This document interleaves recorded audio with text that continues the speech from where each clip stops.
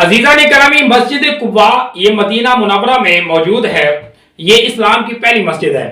اگر کوئی بندہ حج یا عمرہ کرنے کے لیے جائے اور مدینہ منورہ میں حاضری کی توفیق اس کو اگر ہو تو وہ لازمی اس مسجد قباء کے اندر بھی جائے اور وہاں جا کر بھی نماز ادا کرے۔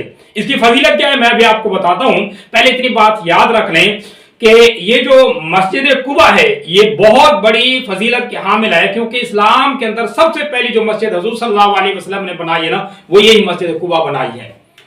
اور اس کی بنیاد خود قرآن مجید میں تقوی کی بنیاد رکھی گئی ہے، یعنی قرآن مجید کے اندر کسی مسجد کا اتنا ذکر نہیں آیا فضائل کے انداز میں جس طرح یہ مسجد قباء کا فضائل کے انداز میں یہ تذکرہ اللہ پاک نے قرآن مجید میں 11ویں پارے کے شروع میں کیا ہے۔ اللہ پاک نے فرمایا اس سے صاحب بنیانہ علی تقوی، کہ اس کی بنیاد ہی تقوی پر، پرہیزگاری پر ہے۔ جو بندہ اس کے اندر آ کر نماز ادا کرے اس کو اجر ثواب ضرور ملے گا۔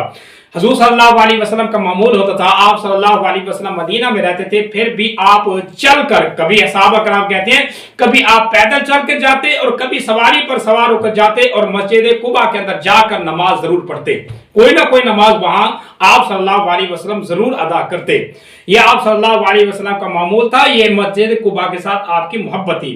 اور اسی طریقے سے ایک روایت بھی آتی ہے، حضور صلی اللہ علیہ وسلم نے فرمایا جس بندے نے مسجد قباء کے اندر جا کر 2 رکعت نماز ادا کی تو اس کو عمرے کا ثواب ملے گا۔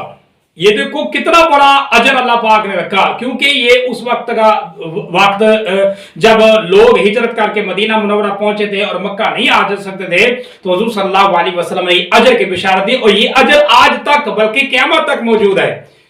صحابہ جاتے تھے اور وہاں جا کر نمازیں ادا کرتے تھے، حضور صلی اللہ علیہ وسلم بھی جاتے تھے اور نماز ضرور ادا کرتے تھے۔ بہرحال مسجد قباء کی یہ فضیلت آج بھی موجود ہے۔ اگر کوئی عمرہ کرنے کے لیے جائے تو مسجد قباء کے اندر جا کر 2 رکعت نماز ضرور نفل ادا کرے، اس کا جو اجر ہے عمرے کے برابر اللہ پاک عطا فرماتا ہے۔